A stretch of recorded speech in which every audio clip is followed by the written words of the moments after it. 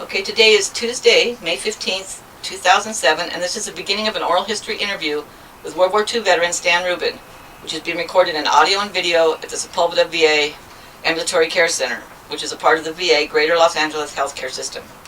Stan is 83 years old, having been born on July 14th, 1923. My name is Becky James, and I'm an Air Force veteran and a volunteer here at the VA. I'm going to be doing the interviewing and also operating the video camera. Okay, Stan, could you please tell us what branch of service you were in and during what years? Yes, I was in the Signal Corps in the Army, U.S. Army, and from 1943 through 45. And what was the highest rank you achieved? It was technician, 4th grade, which was sergeant at that time, sergeant technician. Okay, and could you tell us a little bit about where you were born and where you grew up? Yeah, I was born in New York and lived on Long Island for most of my years, and I was joined the Boy Scouts. I enjoyed that very much. In fact, I learned the Morse code in the Scouts, and I was after high school. I went to the Scout camp for the summer. Got a job at the Scout camp for the summer, and also learned more about Morse code, and I was a counselor for the younger Scouts. Oh, wow. After that, there was I was 18, I guess, at that time, and there was a program called the Enlisted Reserve Corps, and my dad said, you want to be drafted into the infantry, or do you want to enlist and get into something that you know about? It'd be a good idea. So I got a book about the Signal Corps, about this program, the Enlisted Reserve Corps. There you could go to school, learn more about the Morse code and about the Signal Corps and how to be a radio operator. We went to, I lived on Long Island, but I had to go to Manhattan to go to this class, and it was around-the-clock classes. You'd go from 8 to 4, 4 to midnight, and midnight to 8 in the morning. Now, you were actually in the reserve at that point? Yeah, you are enlisted. Oh, okay. Right. In fact, you made more pay. They paid you to do this more than you got when you got out into the regular army. Oh my goodness.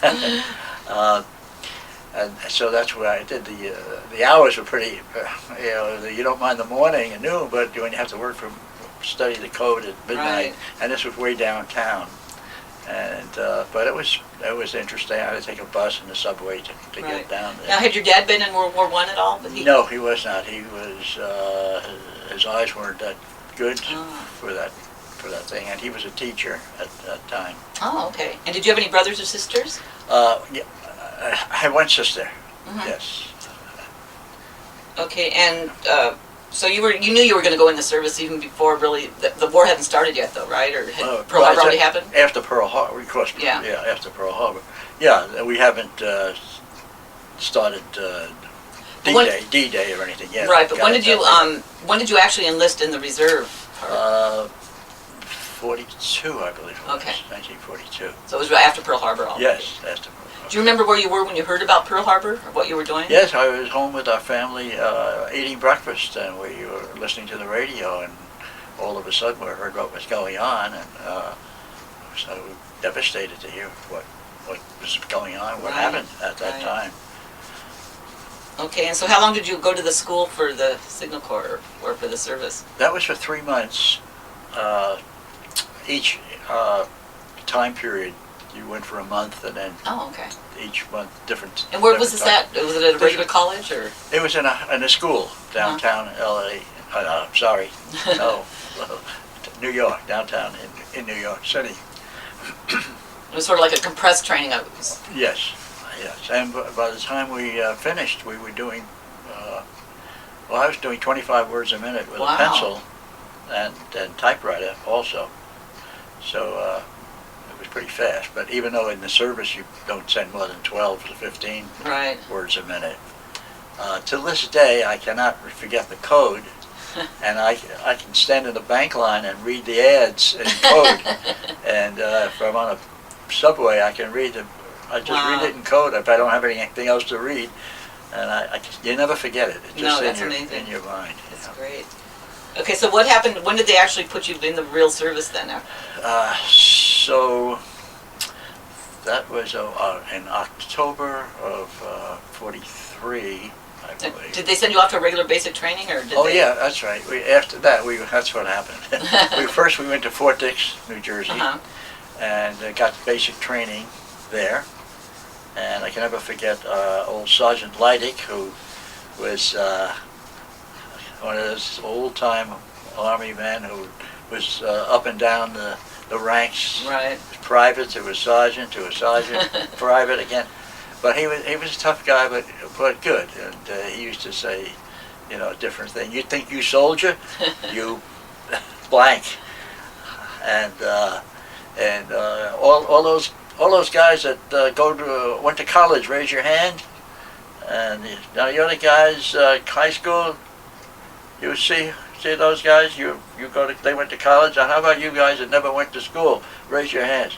Okay, you guys that never didn't go to school, you stand around and you guys pick up the cigarette butts and you guys stand around and learn something. He was an old-time DI. Huh? Yeah. So it was very interesting. So what did they have you doing? Now you already knew that after basic what you were going into, though, right? Yes. First we went I went to basics from Fort Monmouth, New Jersey, and then we went to it's Camp Edison, New Jersey, which was right on the ocean, where we had more basic training. It was freezing in October, November, December, right on the ocean, and that was Seagirt, New Jersey. Wow. And everybody was going, they all had the Seagirt hack, they called it. And fall out at 6 in the morning in the ocean. It was really chilling. Well, what did they have you? They have you qualifying with different weapons? Then we went into all types of on hikes and shooting at targets. And what kind of weapons did they have you training with? I guess we had the M1s, and then we had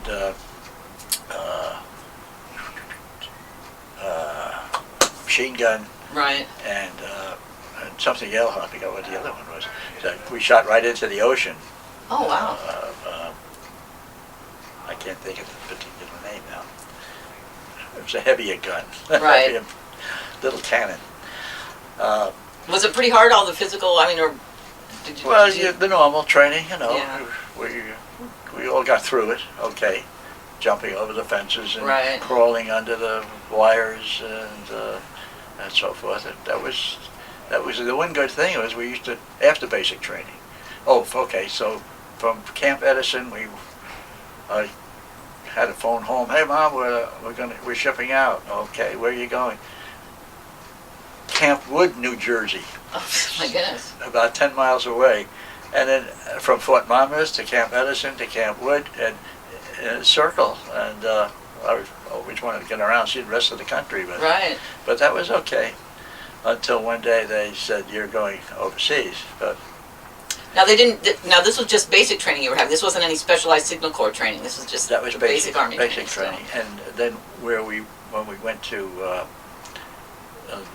after part of that, after the basic training, we went back to school, and they everything we learned before, they did the whole thing over again.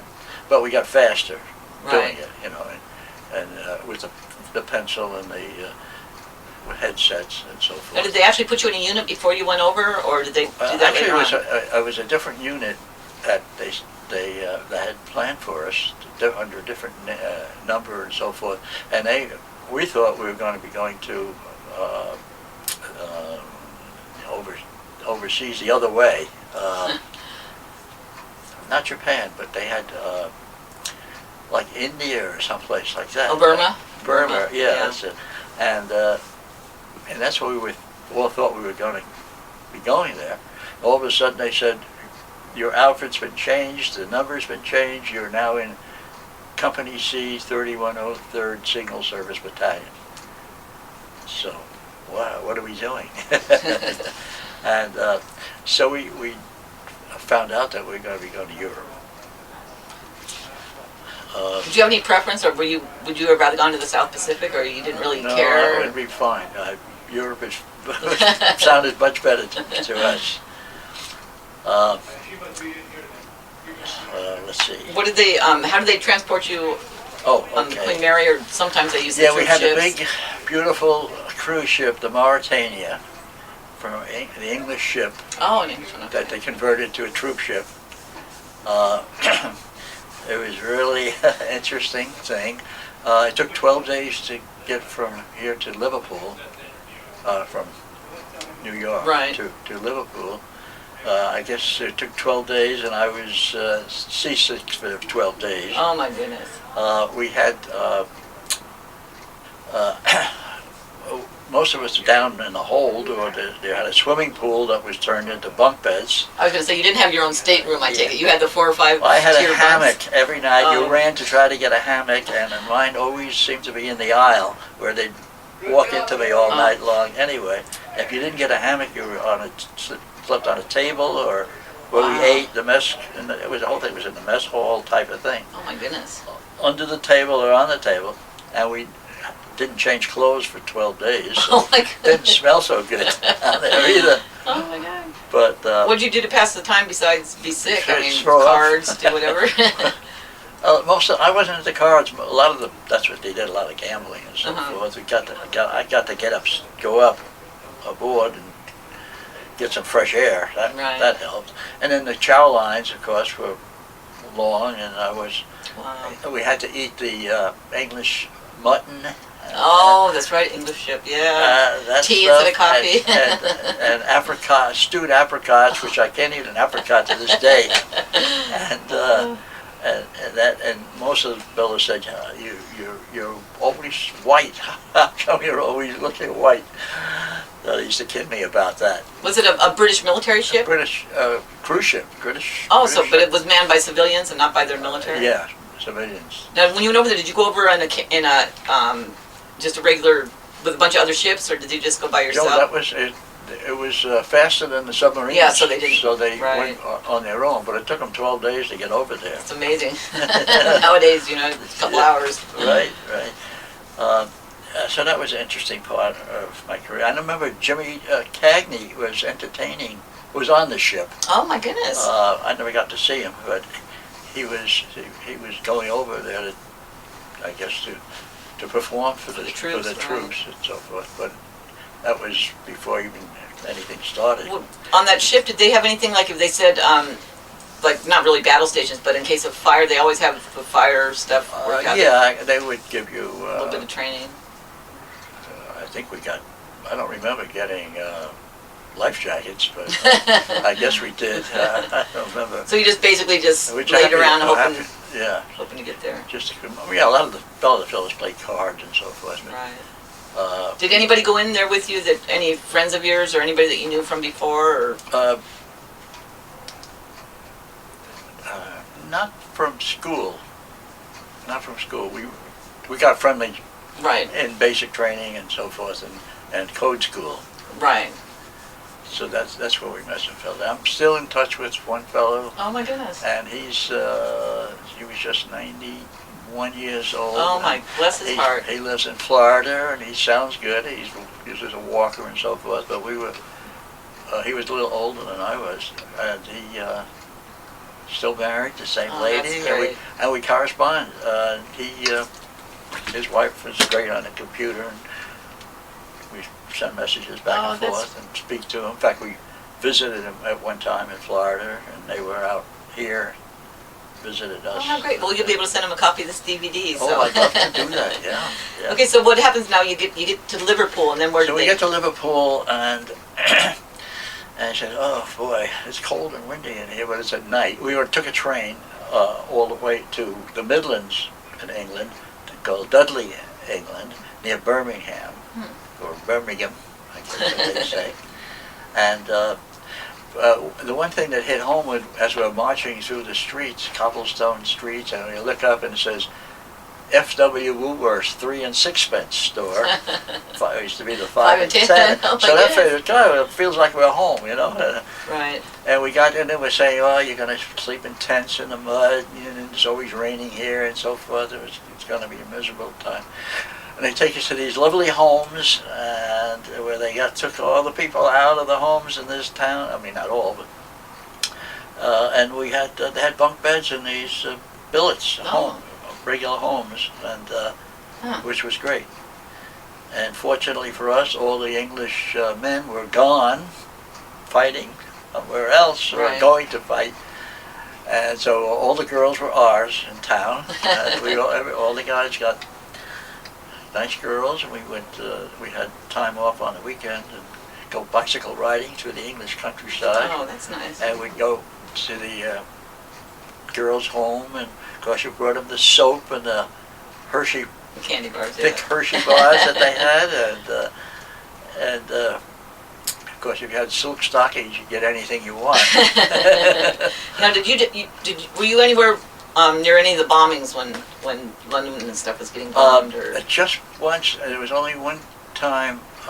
That was after we were there for 3 months, Oh, okay. and we were practicing in the field as like a combat type of thing, sending messages back and forth. Right. Now, were you attached to like a regular infantry units, or did you just practice? No, as just a signal corps our company? own units. Okay. Just you're doing your. We had little weapons carriers, Oh, okay. little trucks Mhm. with radios. Maybe you can tell us a little bit, because I've been doing these interviews now for a couple of years, but the signal corps, now you guys had to run the wires right away to, sometimes you guys were with the front lines and stuff, setting up the command posts? Yeah, that wasn't our unit. Oh, well, that's good, Some units did have to climb poles and Wow. put wires up and so forth. But ours was strictly radio. If I remember the name, 284 was it, the number of this little square radio in this weapons carrier. Uh-huh. And it was 4-man teams, 4 men to a team. Right. And I worked with other teams until eventually they gave me my own team. Let's see, so we went around into the various areas do that in the woods and Mhm. so forth in England, in Dudley, England, and around that area. And usually we get weekends off, or you had chores to do, KP and something. You would do that, but then you could go to your girlfriend's house or visit different things. They had movies. Oh, they turned over the key to the city to our group, who was the first Americans in that town. Oh, wow. So that the mayor came out and made a whole presentation, and they gave us the key to the city. And That was Dudley, you said? in Dudley, Wow. England, and it was right in the Midlands. Mm-hmm. And it was they had a theater there. We went to go see shows, a live orchestra Oh, played, wow. and the weekends and so forth. It was nice to get do Right, it on your right. own. And there was no action going on at that time, so that was pretty good. Let's see what else was going on there. Well,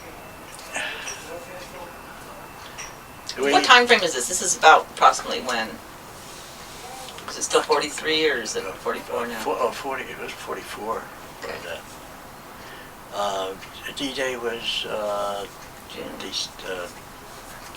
June 6. 6th. So that was going before that. Let's see what else. No, I was just curious. Were you deployed right after D-Day, or how did they utilize you? Yeah, they told us that we're going to move out after we were there for about 3 months. You're going to move out to down south. Mm-hmm. So we got villaged. Let's see, what did we say? Yeah, we stayed in Nissan Huts Mm-hmm. there, Right. down in that area, and we were there for a while, and until well, D-Day, they had a contest. I won the bet on when D-Day was going to happen. So I won $40. Oh my goodness. So the guy said, okay, let's go to the nearest pub. As long as I had the $40, I'm treating everybody, right? So I did that, and we had this whole pub to ourselves, and I got sick. Went downstairs to the restroom and fell asleep down there.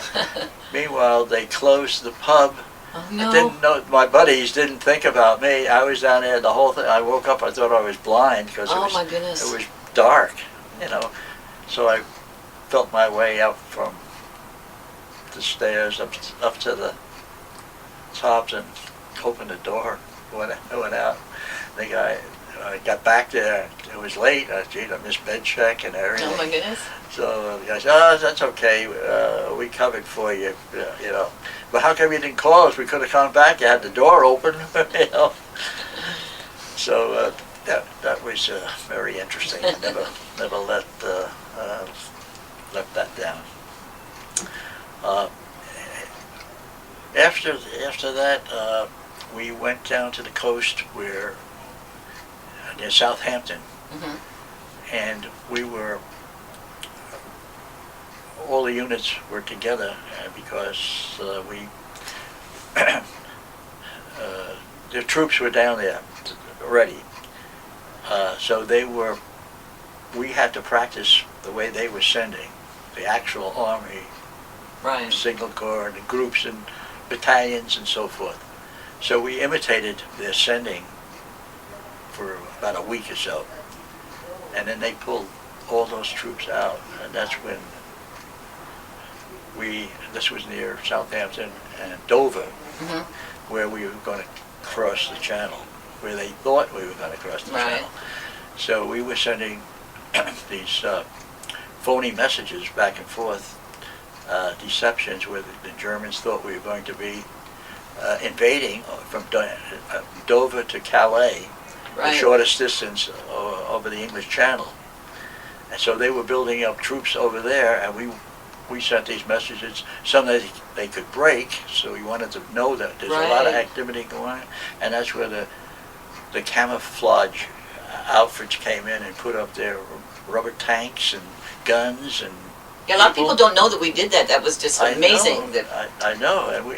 And you guys were part of that. You had to just pretend all these fake messages, and hopefully they picked up on it, right? Yeah, like our battalion, our one truck was a battalion. To send it to another battalion saying this is what's going on, and some of it was in code, but then most of it was they could break it. Right. We knew they could break it, and they'd send surveillance planes over, and they see all these tanks flying in. Yeah, I think I even have some photos of some of the tank cutouts that they used. It was amazing that they looked so realistic. Oh yeah, yeah. Wow. And they had trucks, units going in and out. The same unit. They paint a different number on the truck and so it go like out troops. Over, and then so thousands and thousands of troops going on here, and the Germans thought that Patton was going to be the commander-in-chief because they thought he was such a great soldier, but actually he wasn't even there at that time. So finally they said, okay, well, then D-Day happened, and they, of course, all these troops went the other way down to Omaha, Utah, Beach, and over Normandy, and so we still stayed there for I don't know, a month or two, I guess. We didn't get into the D-Day thing. Right. So finally, we got the trucks, LST, landing craft, LCT, landing craft tanks? Yeah. And so we went over on those things. Those were the big ones that held quite a few. Hold the trucks, trucks and everything. Right. And so we finally crossed there and got off and dug our first latrine. That was the first thing we did. And you went over obviously to France, and then. And that was in France, right? Over Normandy, where everybody else went. Thank God we were behind. Did you see any of the wreckage on the beaches and stuff Yeah, like that? we could see Wow. what on there. There was always something going Yeah. on. Fortunately, they weren't fighting that time. We got, a whole unit, we went to past St. Lo, which was flat, nothing. you know. Right. In fact, I was just reading that book too. This amazing. It was just leveled. Oh, Yeah. unbelievable! Some of Yeah. the damage that was done. And so we just kept going as the armies, the U.S. armies, and the British, Canadians, all converged and so forth. But we could see what the devastation as we went through. Right. And finally, I don't know how long it took to get there, a couple of months, I guess, by the time we got to Paris, when it was liberated. And we were on the end of that, so we got a lot of kisses from the girls and wine and so forth as we. Now, your unit hadn't been in combat yet, though. You were No. sort of just like trailing all Right. that. Right. We were very lucky in that respect. Right. So, then of course, we got into a place called Châtenay-Malbray in France, and they said his beautiful billets that we could stay in for a while until the troops actually had to waiting for their gasoline and so forth. It was very, very slow. So we were stalled there. A lot of people felt if Patton had enough gas, he could have ended that war 6 months earlier, they say. Yeah, right. So up to that point, we out of the village and into something, into pup tents in the mud, and we took the camouflage nets from the tents and put it on the ground and slept on them, because instead of putting it on the tent, we'd rather have them something soft on the bottom rather than sleeping in mud and so forth. About that time, Thanksgiving was coming along. We moved into another area, and it was almost like a camp. And we were then there, and we were waiting to get orders to what to do. And we had a bunch of all the little kids, French kids, and so forth. And there we were planning a big Christmas party for them. And that particular day is when the Battle of the Bulge came. Yeah. So we had to move out. And we were just, there was nothing to do there, building things. So I always walked around with a hammer and a saw to make me look busy all the time. So and they were building guardhouses or something. What was the weather like? Wasn't it? It was always cold. I was going to say, that was one of the worst winters of the 20th century, they said. It was snowy and cold. Now, do you have winter gear, or what did they give you for? Yeah, I mean, a heavy jacket was about it. We had Eisenhower jackets. Yeah. We had coats. Yeah, heavy coats and stuff. Yeah. One of the places when we had to go outside, we were out in the field now, you have to go to the bathroom, and there's a wooden box out there, and it's pretty ice cold to sit on that thing.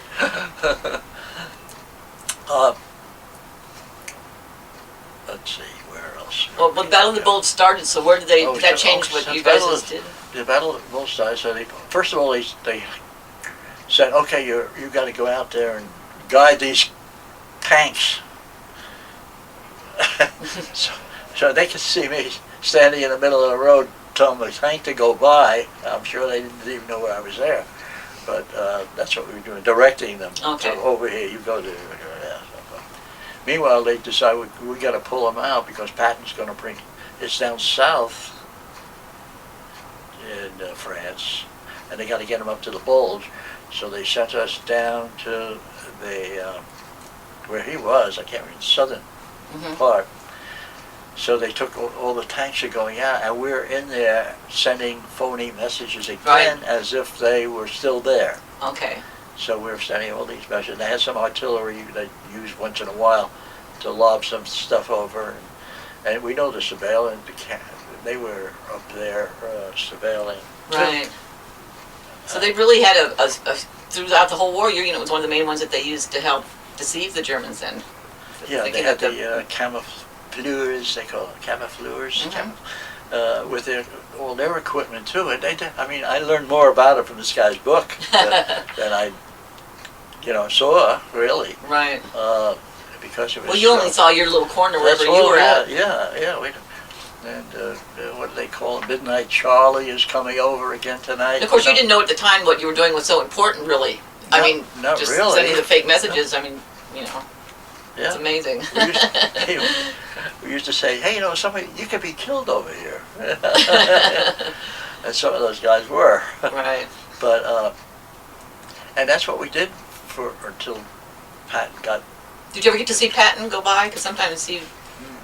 No, I never saw him. I had a picture of him, though, taking a pee in the Rhine River. He promised he was going to do that. I have the same picture, and he did it by George. He did it. He was amazing. You were in Bradley's army, though, right? Yeah. Yeah.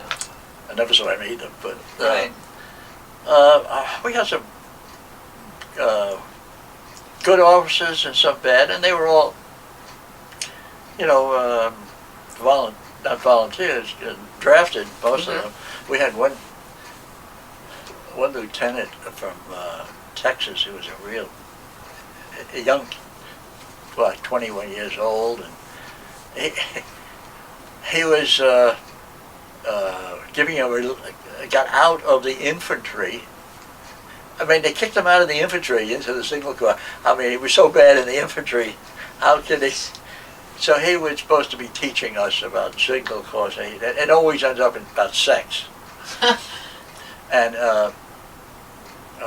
back in England, he had his girlfriend. He had a fight with his girlfriend and so forth, so he wouldn't take a bath for a month. I mean, he's a good-looking, very thin-looking, always dressed up gorgeously, no matter what. Yeah. And the guys couldn't stand this guy, southern guy. We did have a race riot at one time too. I don't know if we wanted to get into that. No, definitely, because that was one of the interesting things. Some people don't realize that everything was segregated back then. Most of the blacks in the army were, there was a black tank unit, but the Red Ball Express and things like that. Back in England at that time, we had the whole Dudley to ourselves, and then these fellows came in, trucking outfits, right. And they started taking over our girlfriends, and they said they were American Indians, and the British girls, what do they know, right. know? And so we had the southern guys in the outfit and the black guys, and we had a little combat going on. They would sew razor blades in their overseas caps. What? Slash. Oh my God. Slash each other. Then they finally they gave us our carbines with ammunition, and fortunately, I guess finally we got the military police came in and broke it up. It only lasted a short time. But an interesting thing happened. I stuck my hand in my musette bag to get something, and I had a razor blade cut my hand, and it started to bleed. So I had to get a Band-Aid. I stuck my other hand in, and I got both hands of bleeding. And so I hopped into a Jeep and went to the infirmary to get it all bandaged up. So the next day after this thing, they see this guy walking around with bandages on. They thought you were part of the... Yeah. So I got some dirty looks from some of the guys. Oh my goodness. Say, oh, one of those. But that was one interesting little thing that happened. Wow. Now, through the whole Battle of the Bulge, did they just have you, you were never really out in the combat areas, or did they just have you holding you back for... Yeah, we weren't in, where they weren't, they could have been shooting at us, but I didn't see it. Maybe right. I heard more going out than coming in. Because they were, we know that they, I don't know what you call them, Midnight Charlie or some airplane coming, surveilling the area and so forth. But they looked like they were still there. Right. Meanwhile, the whole troops went the other way. Wow. So that until the Bulge was over, and we didn't get back that way until it was quieted. Mm-hmm. But until we got to cross the Rhine, and on the pontoon bridges Right. that they had, and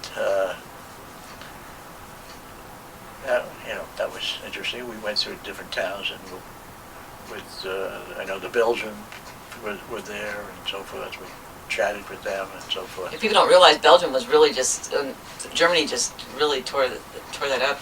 I mean, the Belgian people were so. To this day, they're still appreciative of our soldiers over there. And Holland, Mm-hmm. the Netherlands were bombed out too. Wow. We were we were at after we got over the Rhine and so forth, and I'm trying to remember where we stayed, which was I don't remember saying anything nice, but we went on to a detached service to go north. So my particular unit. We detached service. In other words, you get away from your outfit. Right, they assign you to something. Just my truck. It was Right. it's like a recon car Mm-hmm. with a canvas top. Oh, okay. You know, you put the top down, and we had radios in that. And You don't remember the name of the truck itself? Because I could probably find a picture of it, but I'm sure I can. I can't I can think find of something on it. It looks like a convertible. It looks like an SUV almost. Oh wow. With a canvas roof. Uh-huh. You know, I'm sure I can find it. khaki. Right. And So they just took your truck and assigned it to somewhere else. so you'd go up to Holland and work up that way, and Holland, Belgium, Luxembourg, all through there. Oh, we caught. No matter where we were on our own, we could go where we. Well, they told us where to go. Right. Didn't mean that we couldn't go to Brussels. Maybe a little out of the way, but Right. we went to Brussels and stayed there and met some very pretty girls there and so forth. And got to see a little bit of Brussels because we Right. we stayed overnight in a hotel. And Now this is just the 4 guys that are assigned to your truck that are doing Yeah. this, right? Right. Wow. So we got very friendly, the 4 of us. I mean, Obviously. oh yeah. Right. Spent a lot of time together. So anyway, that's what we did. After that after the war was about over, we worked large radios in big trailers, sending real messages. Real stuff this time. Yeah, real stuff back and forth. And I remember one kid who was in the he was about 17 in the unit. He got in there and he said they're sending messages back and forth, and he didn't like what the guy said. He sent a curse word over the over the thing. Hey, Corporal, you're now a private. Oh my goodness. So we did that until the war ended. Now, did you have to do any occupation duty, or what did they have you do? Because you had to have so many points before you can come home. So. No, they wanted us to get out of there fast. They sent us. You're going back to the States 1 month after the D-Day. Not D-Day. I mean VD-Day. VD-Day, no. Yeah. 1 month we went over to I don't know, Camp 20 Grand. They were Oh, all the cigarettes, right? camps, right? And then all the German soldiers were there. All the POWs and stuff. Yeah. And they were happy to be there. And they were serving food to us. They had the chow line and so forth. So funny thing, the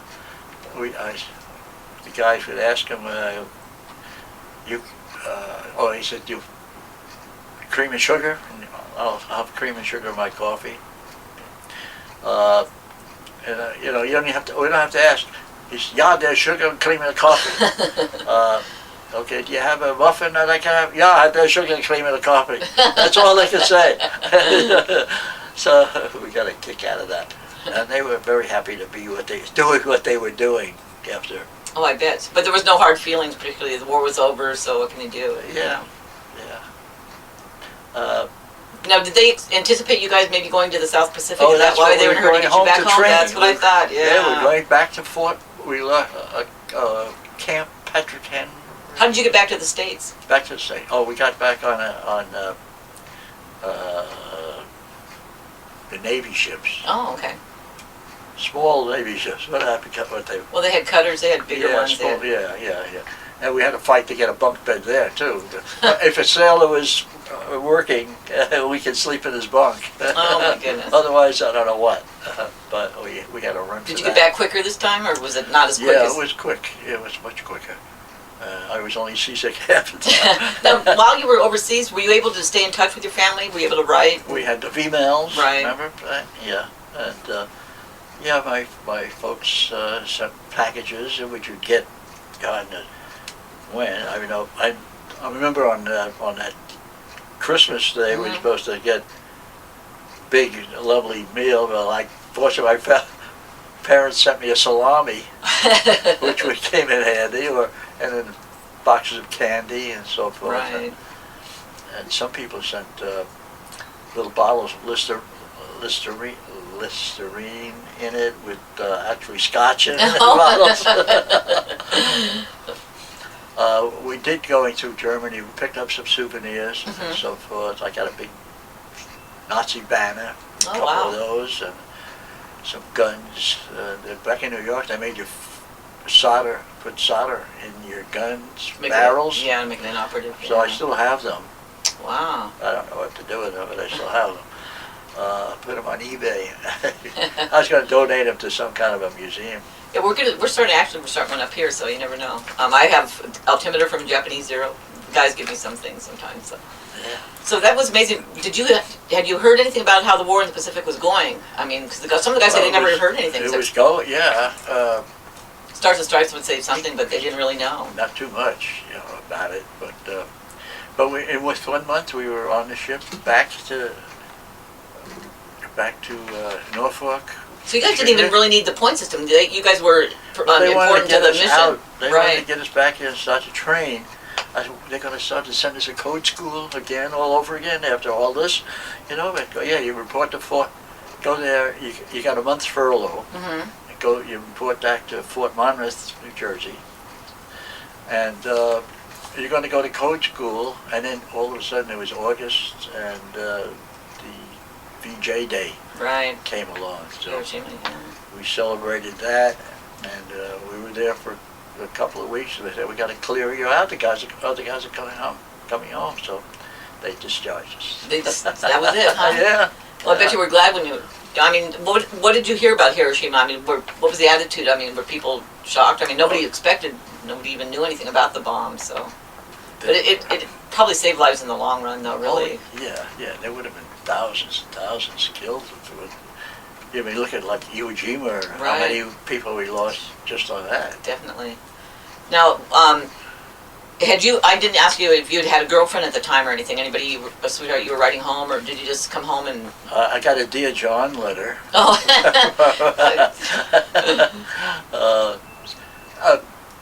I didn't, I just met her, when the girls, young girls. I was 18, 19. And so I really didn't have a true girlfriend, but I used to write to them. She said, I'm going with a sailor. So what were you going to do when you got out? I mean, you'd already had an interest in the electronics or the signal corps part of it. Was you planning on utilizing that in civilian life, or? I can always go back to the Boy Scouts. No, I had my month's furlough was nice, so I, bummed around a little bit and got around. My father was, he was a title examiner, title searching thing. So he said, I can teach you this. So he did. He taught me the business, and this was in Long Island, also Jamaica, Long Island. And so I did that, and then I got a job with a title company, and he introduced me to the vice president there, and I shook his hand. He said, "Oh, I like you. You have a good, strong handshake." I think that's how I got the job. So I worked there for a while, and I said, "This is sort of boring." I didn't want to. You have to go to the registrar's office and look at these, Right. take these big books out, and have a book number and all that. and it goes back to handwriting to the Right. Indians, you know. And nowadays it's all filmed and everything, microfilm and all that.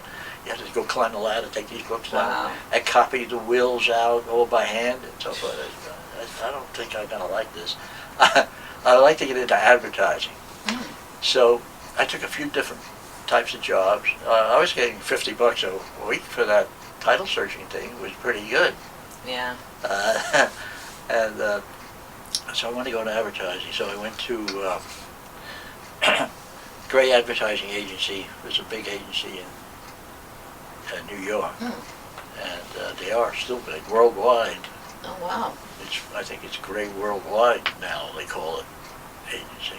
So I went and got a job in the mailroom for $25 a week, and I worked there and got promoted to an assistant printing buyer. Mm-hmm. And I met this lovely girl at a dance. I had gone out with a lot of different girls, so you know. Mm-hmm. And went to a dance with a cousin of mine, and so this lovely two girls sitting standing over there. Oh, a Jewish dance. I'm Mhm. Jewish, so it was a center dance, and which I went to a lot of those, and I never saw anybody I really cared for. Right. So I asked her to dance, and we danced, and we've been dancing ever since. That's amazing. There's a picture of her in my album. And what's her name? Natalie. Natalie. And you've been together how many years? 55, Wow. last October. Okay, so I got a job at Gray Advertising, and I got promoted into that, and it was interesting. And we went together for a couple of years, I guess, engaged. You don't jump into Mhm. things these days Right. like that. And she was making $50 a week. I was making 25. We got married on that, and that was. What was she doing? What was she Top working? She worked for there was a National Silver Company. She worked for them, and then she worked for the Masons, Mm-hmm. and she was in charge of the blood bank Oh, they wow. had there, and she did that for a few years. And then I left Gray Advertising and went to another company that didn't seem to work out.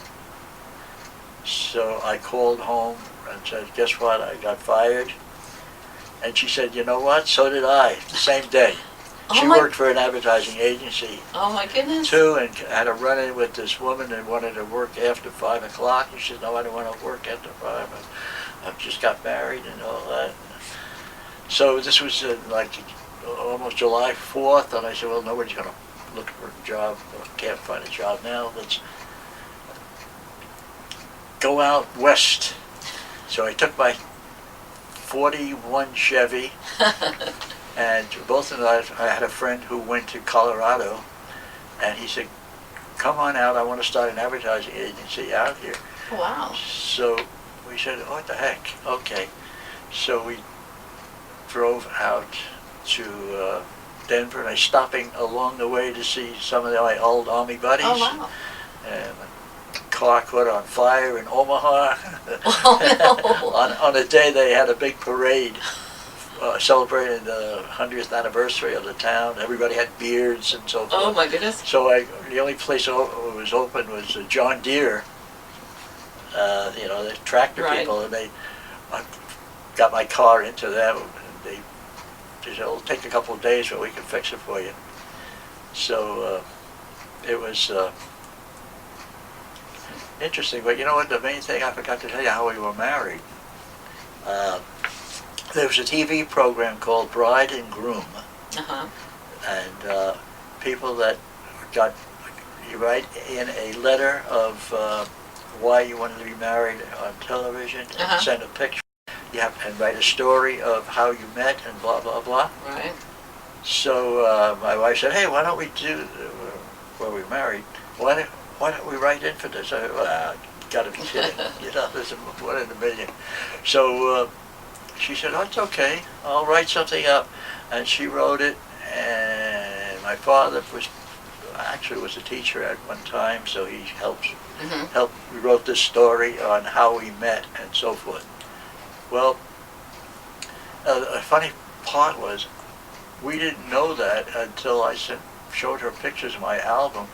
Her cousin was in the same outfit that I was in Company B. I was in Company Oh my C. goodness! I mean, I knew him, but I didn't know him. You Oh know? wow! And she didn't know that until after I got home, and she looked and said, "That's my cousin Bobby." Oh my goodness! So that worked into the story, how we met. And we both, when we were little kids, my mother took me to a tap dancing school, and she had also been in a tap dancing school.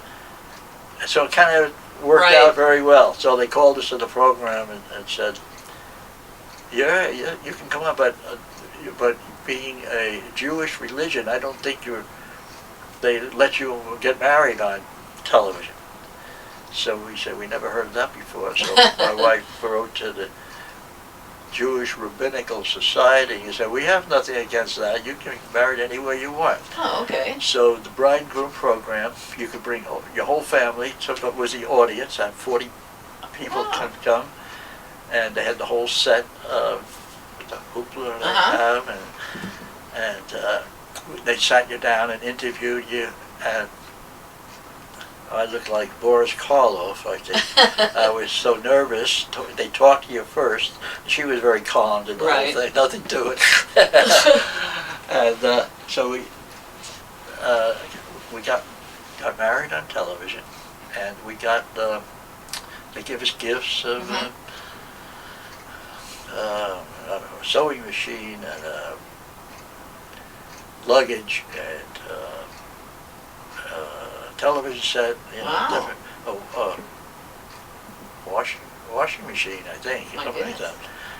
And plus a week's vacation up in the Catskill Mountains. Oh my goodness! Wow. The famous Grossinger's was a famous place up there. Plus the use of a new Pontiac. The use of it. And it's the first time the Pontiacs came out with the windshields where you can press a button and the water will come out. So it's a beautiful sunny day, and we had the water thing going. Now on the show, was there a famous person as the announcer or anything like that, or you don't remember? They were in that time.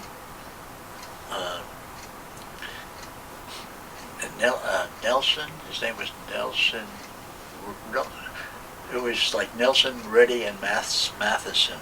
Oh, okay. Three names, and that was it was called Bride and Groom. Every day, it was on every day. Wow. So we found out we were the first Jewish couple that were on this show, which paved the way for the other Jewish couples. Oh, that's fantastic. You know, I forgot to ask you something, that you were a Jewish war veteran.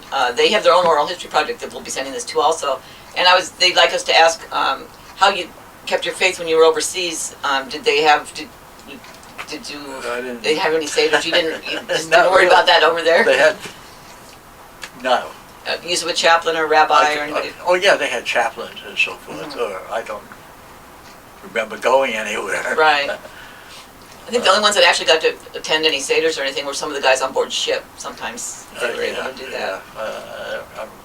Well, weren't you a little nervous about being in England, in Europe, with the Germans and their persecution of the Jewish people? I mean, that would have to be a little... I didn't even think about it.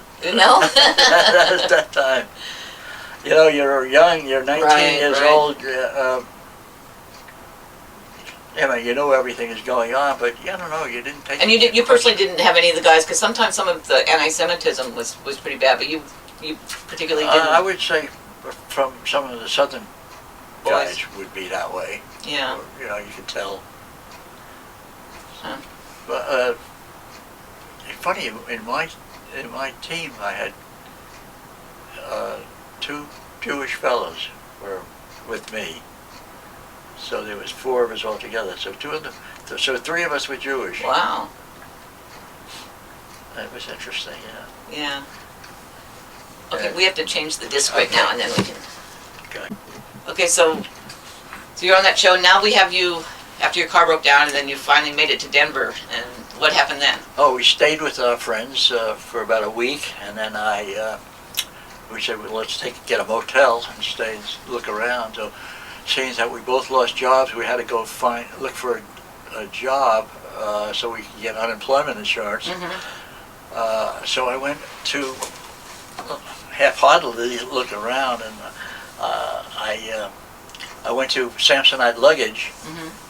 who I worked on that account at Gray Advertising Agency, and they said we have an opening for an assistant advertising manager. And I was kind of shocked to hear that. And they sent a letter back to Gray Advertising, and they got a good reference from them for me. And they said, when do you want to start? Wow. And my wife said, oh, I didn't know we were going to stay here, you know. Gee, I'm only married 6 months, and I miss my mother, and all this stuff. And then I said, you know, I feel hemmed in with all these mountains all around me. I'm used to the Long Island Sound and the water and beach, and I don't know about this. I don't feel too comfortable here. Right. So we said no. We'll go back. We drove all the way back, and we got enough money. Do we buy food or gas? And we had 17 cents. By the time we got home, we weren't talking. But so it turned out okay. I got a job at another company, a direct mail company, and then to another company after that as a printing company and direct mail. I joined an advertising club in New York, Association of Advertising Men and Women, and I became the president of that club. Oh my goodness, and this was no formal training or schooling particularly. You didn't go to college and become an advertising. Oh, I did take advertising courses. Yeah, I went to City College of New York, CCNY, which is now City University of New York. Yeah, I went. So I thought that was a very specialized field. I mean, you have to. Yeah. So I took advertising courses. Oh, okay. My wife and I both took. Sure, she took something else, and I took merchandising and marketing and advertising courses at the same time I was going to school. Having working at night, and for a couple of years. So that worked out okay as far as that was concerned. So then I went to work for this other direct mail company, and as I mentioned, besides becoming the president of the club, I headed a group in the same organization, brought in students from all over the country and gave them a course in advertising, introduced them to different companies from Wall Street to manufacturing companies, and for like a week's indoctrination into merchandising, advertising. Show them the field so they wanted to. Yeah, so I was the chairman of that group, and it was very interesting. We had big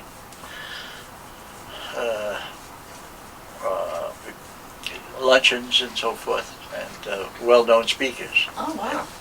I can't think of one right now, but and that was very interesting. After we had a son and two sons at that time. We finally bought a house on Long Island, which was an hour and a half to New York City on the Long Island Railroad, and it was okay until it snowed, and we only had the one car, so we had to drive to the station. She'd drive me to the station and then take the car home if she needed it. If not, I'd park at the station, hop on the Long Island Railroad, and finally got to New York and to Pennsylvania Station. Fortunately, I could walk to work from there, only a few blocks away from there. But coming home on the train, I'd get off and it's snowed, you know, and you go, I'd clean off my whole car, and the guy said, "Hey, thanks, buddy, that's mine." Oh no!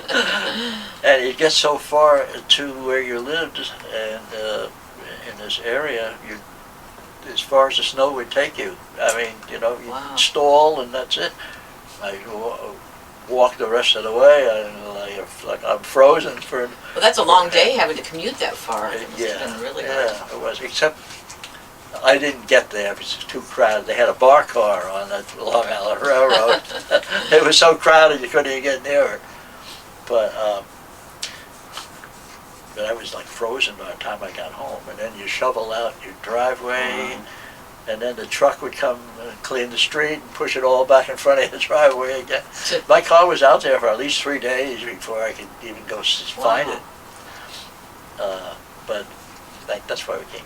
Well, my oldest son was got a bronchial condition, and he was only a few years old, and the doctor said, "You better take him out of here, it's too damp. Go to Colorado, go to Arizona, California," and so forth. So I quit my job and came out. My wife was back there trying to sell a house. Mm-hmm. I came out in 1960, and boy, I couldn't find anything out here. I had great resumes. Did you know anybody out here? You didn't really know I any had an relatives? aunt in Long Beach, and that's all. One of the neighbors knew, the only place he knew about was Boyna Park. Mhm. So I didn't know anything about anything. So I came out, I was looking for a job, I couldn't find anything. I went to Sears, or they said, "Well, we'll only pay $100 a week." "Ah, I can use it, that's fine, that's okay."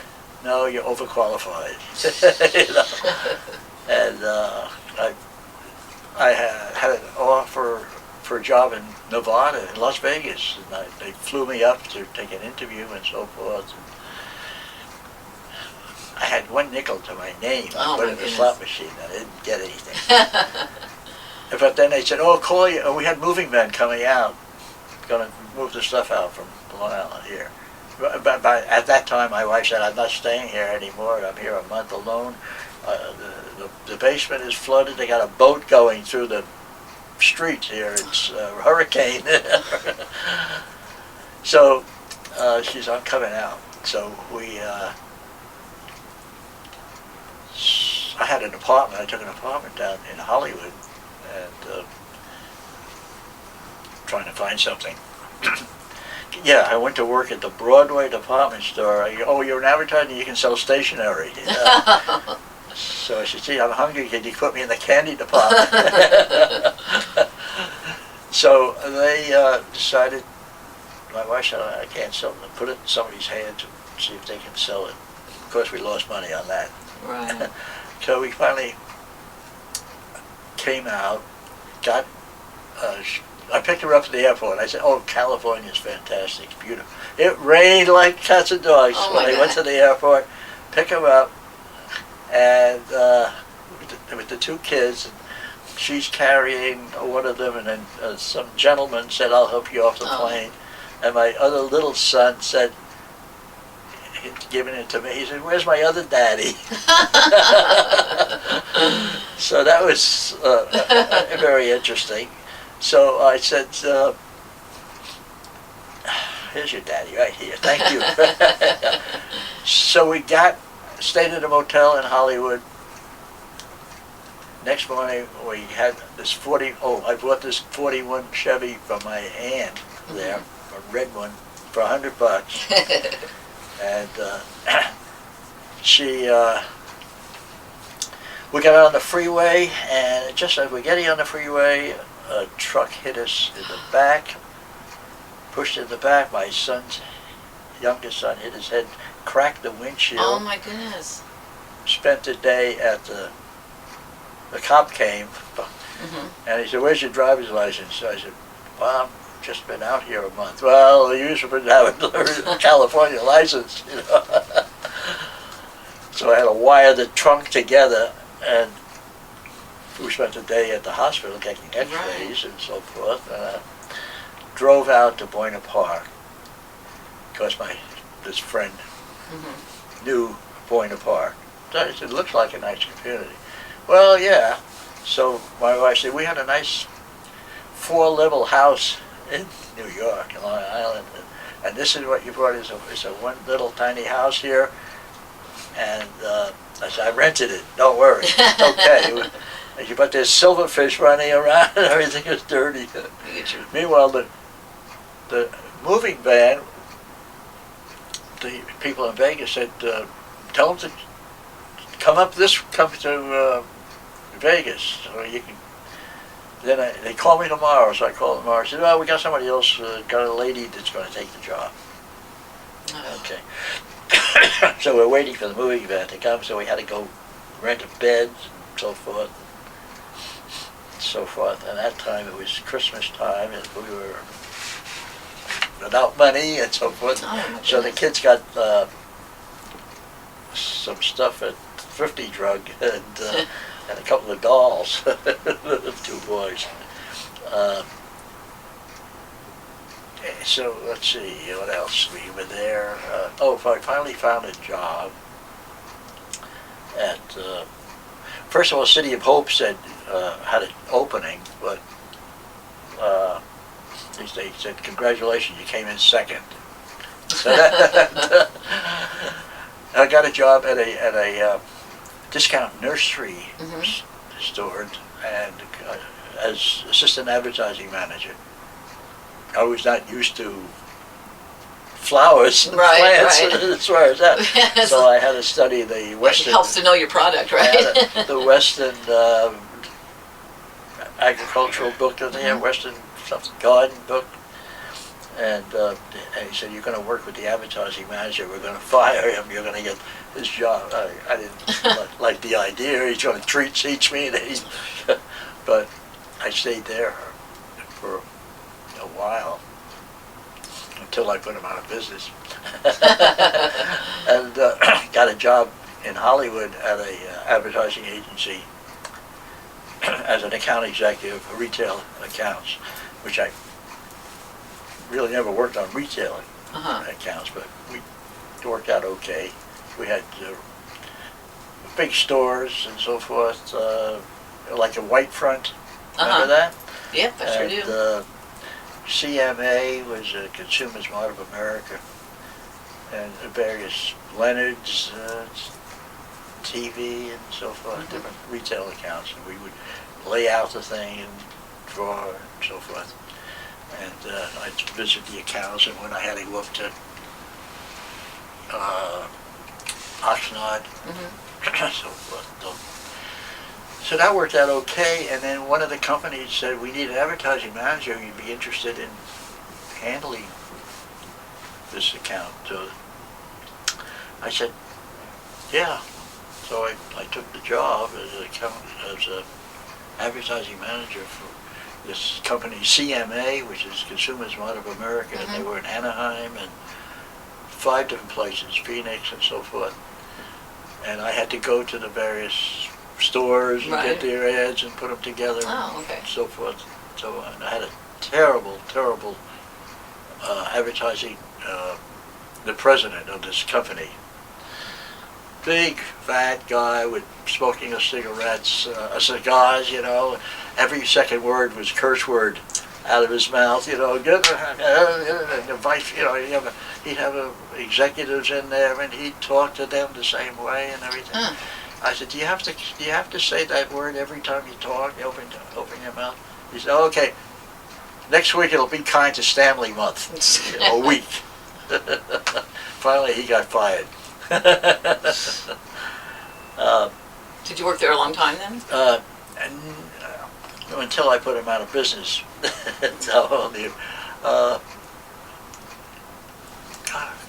Not too long. I can't remember exactly. I think it was maybe 6-8 months or something like that. And I had a friend at Max Factor, and he said, hey, we have an opening. You want to come down and see if you'd like, maybe we can get you in here. From New York, a fellow from New York had come out here and worked for Max Factor. And so I got an interview there and got the job as assistant advertising manager there.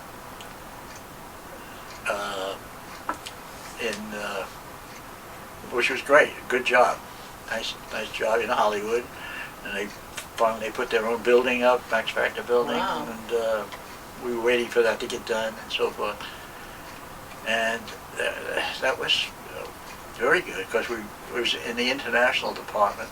We made the commercials, and we had to interview the models. Oh wow, that was tough, huh? And we had the skin products. You know, you'll have to take off your clothes because you have to, okay, or oh, I couldn't do that. I couldn't do that. Finally, she said, okay. She said, how come you tan all over? It must be. So my kids say, you left Dad do that kind of job, you know? Well, I told them somebody's got to do it, you know.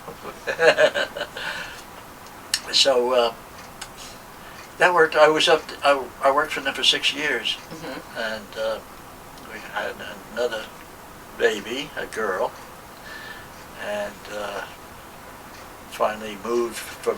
Well, when I was there, I moved to the Valley. Right. So in Northridge, which we've been there for like 40 years. And the kids have grown up.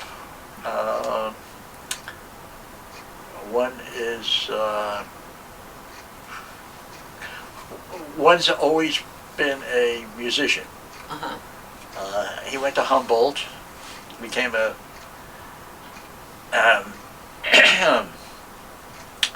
archaeology major, got a job right out of schools with Caltrans, and went to work for them, and they put him on a dig we're going to put a freeway in and find relics, and he said, oh boy, I found them, I hate to put freeways in.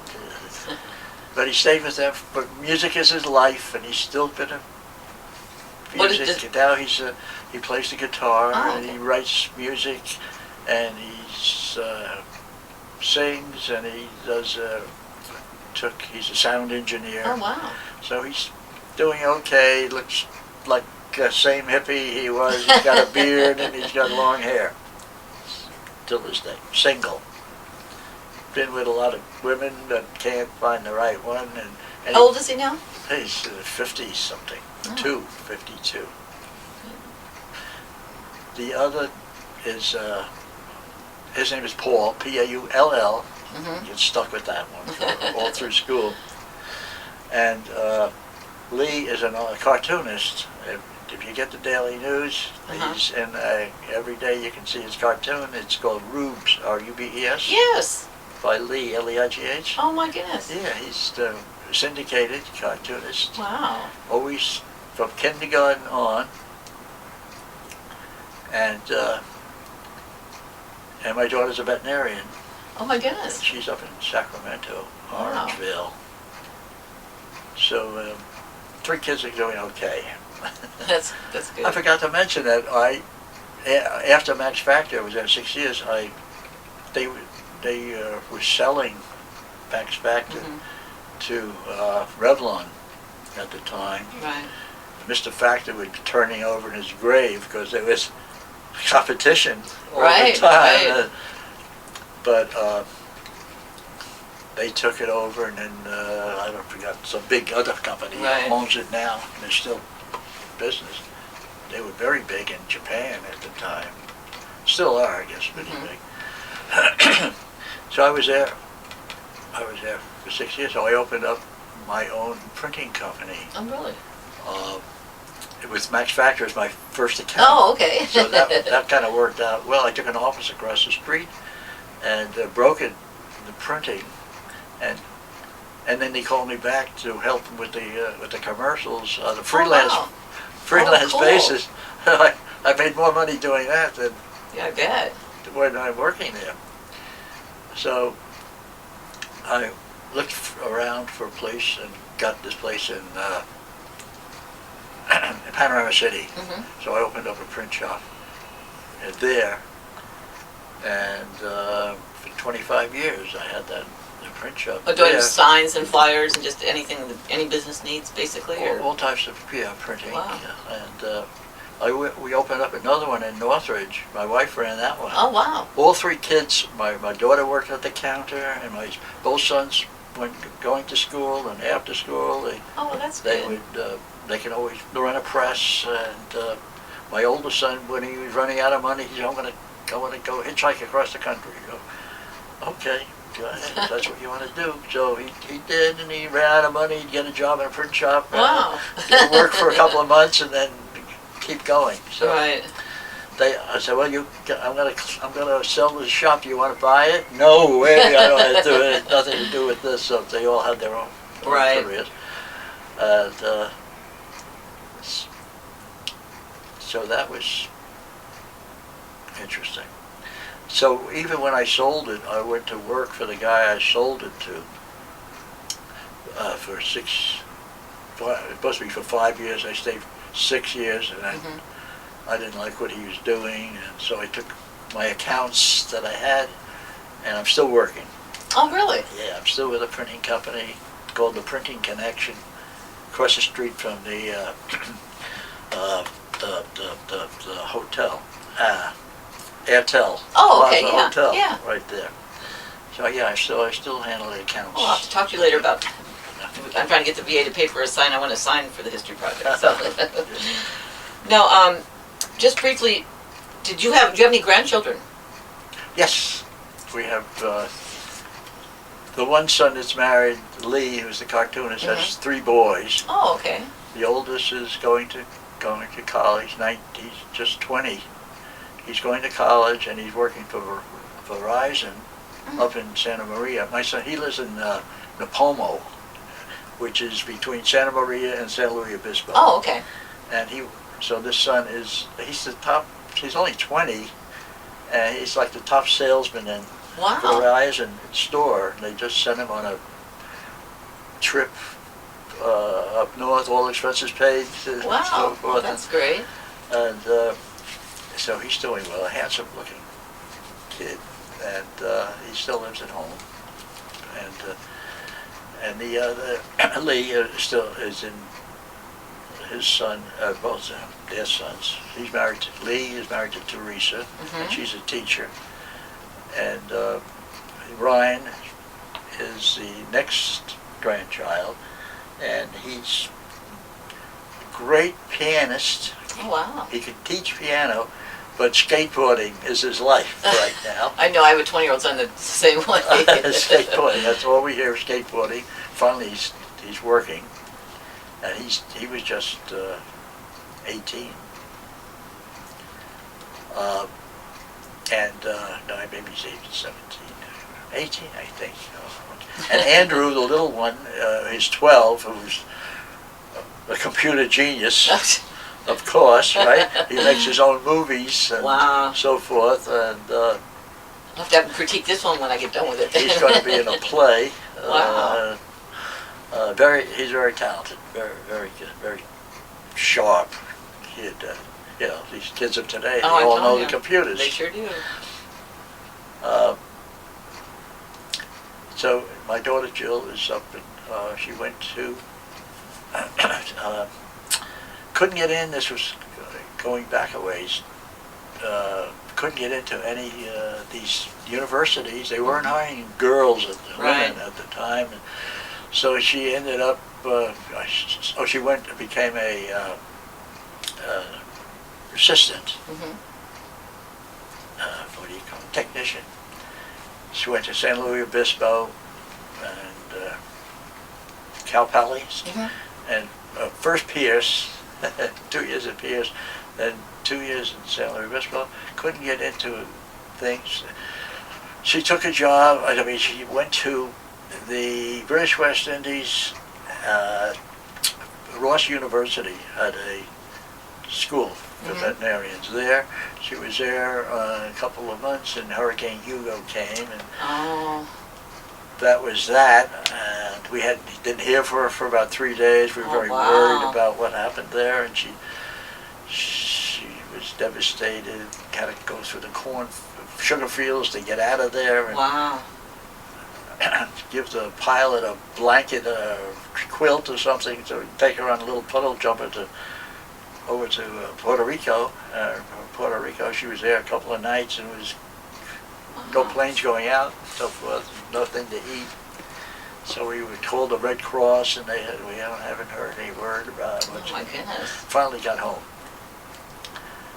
Determined to go to vet school, got a job as a teacher to vets in Tennessee, to teach the vets. And she heard of an opening at Tuskegee University, which, of course, it was all black school at the time, but they had the first course was a Caucasian, first class Caucasian. Wow. She got in the class and wasn't too happy about Alabama, but she every week would call her and said, "Hang in there. You only got 4 more years to go." So if she left there, she'd lose a year's credit to start somewhere else. So she hung in there and graduated. We went to graduation, of course, and then got a job in Vegas. Stayed in Vegas for a while, and then moved to Sacramento and opened up her own. She had a she's a mobile clinic. Oh, okay. And she bought some land and has a mobile clinic, plus she just opened up her own clinic on her own property, which she has. Oh, how nice. And she has a couple of acres, and she rescues, she's got llamas and goats and sheep and pigs. So she does large animals also, I take it. Except for horses. Yeah. She's too small to handle the horses. She's had one on her plan. So she got us a very beautiful dog, boxes. She has we minded her dogs for the 4 years that she was in college, plus her tortoises, which we still have 5 desert tortoises in our yard, who just woke up. Were hibernating in the house and cartons since last October. Wow. They just got up. So beside that, and she got us a cockatiel, and we have fish. And she has a bunch of animals. Oh, I bet. And so she brought this, we had to put our beautiful boxer down. Oh. Fantastic animal. Yeah, they were very good I had dogs. to drive all the way up to Sacramento. Took him to a vet here, and he said it's got a mass here. And I watched the whole operation up there, and she's sitting there with the spleen all over. Oh. Come on in and see this. Oh, I said, "Gee, Jill, I'm sorry I didn't have lunch." Glad I didn't have lunch. She spells it J-Y-L. Oh. Jill. Oh, that's unique, yeah. And she's had a lot of TV shows she's had up there. Oh, wow. Anything that goes wrong, they call her at the radio station, like this animal stuff they had with the dog food and so forth. Oh, right, They come over and they photograph she's like her. their expert. Yeah, they ask her the questions Oh, wow. about the TV thing. So, what else? Where was I? Well, I'm just curious. Now, your grandsons have you ever talked to them about your experiences in World War II, or is it just? Yeah, vaguely, but that's why I made copies of all of these. I'm going to be giving this to them. They haven't gotten them yet. Yeah, now they'll be able to get a DVD and I want to give them a DVD Definitely. Also. So yeah, because sometimes they definitely don't teach enough about it in school. And I wanted to ask you just quickly too about your unit. If you had any, Presidential Unit Awards, or if you were. If your unit was recognized. Got the Presidential Unit Citation for what we did here. I have it printed out in the book. Now, I was reading this other book, and they said they never received any commendations. I was very surprised to hear that. The famous, I think it's the 79th, they said they didn't receive anything. And then reading in this book, they just had a reunion of all these old timers, and through it's Fort Drum now. It was where they trained originally. It was called Pine Fort Pine, something or other. It's all beautiful buildings and everything, and there's no mention of this outfit that did all this. Excuse me. In the deception, or Right. nothing about deception up Huh. in there, and no commendations or anything about it. So they, That's so you know, strange. they're very Yeah. disappointed. How come? Huh. They forgot about it. Yeah. So we got that, plus whether medals that we got, Right. standard. Now, did you join any organizations like the VFWs or anything like that? I never did. I kind of regret that I didn't, but I don't know. I'm just too busy doing everything else Right. to get into it. We had a few reunions when we first came home Mm-hmm. for a couple of years. Right. I put it together and got all these fellows to come down into New York City, local, from Right. local areas, a couple of states, because he was spread all around the whole country anyway. Right. Half of the units were from Fort Monmouth, the other came from Camp Crowder, Missouri, a single corps camp out there. And so we got together for a couple of years and rehashed old times, Right. had dinners and so forth. It was interesting. And now, do you utilize the VA for your medical needs? Do you come up here, or do you want to take? Okay, I'll turn it off for a second. Okay. I use the VA facilities for most of my physicals and whatever medications that I Mhm. need. I go here and find. I do have another source also. Right. But they're very helpful here and very, very good, competent people, and I enjoy coming here. I hate to see some of the other people, but I have to go through what they're going through. Right. I don't feel too, bad. I feel sorry for some of them. One incident happened. Yes. Go ahead. One incident happened when I was in France. All of a sudden, I got very, very sick. I had a very high temperature, and they sent me to the hospital, and they took all kinds of tests, and finally one doctor said, let's take his face too, because they didn't see it. Mhm. Anyway, they found a tumor in my mouth, Oh my goodness. and they had to operate on and pull the tooth out and operate to take it out. Wow. And I felt, here I am with all these wounded soldiers. I'm in for a bad tooth or a bad tumor that they took out, and but that was one incident, and so you're going to be going home, so we'll mail the tooth to you. So they did. That was in France that you had at one of our hospitals in France that you had that done at? Yeah, so Wow. it was Army hospital. Right. And especially going to the dentist and out in the field Mhm. with a crank. The guy would crank the drill. Oh my goodness, I didn't know hand that. crank. I Oh, hate yeah. dentists. I would have died. Oh yeah. You have to, if you had a toothache or something like that, you have to get a filling and stuff. You go into his tent, and he's got a kid, private, probably grinding, my making the thing drilled go, and my drilling your tooth. Oh, yeah. That was. My goodness. So they mailed me the tooth back. My cousin was a dentist.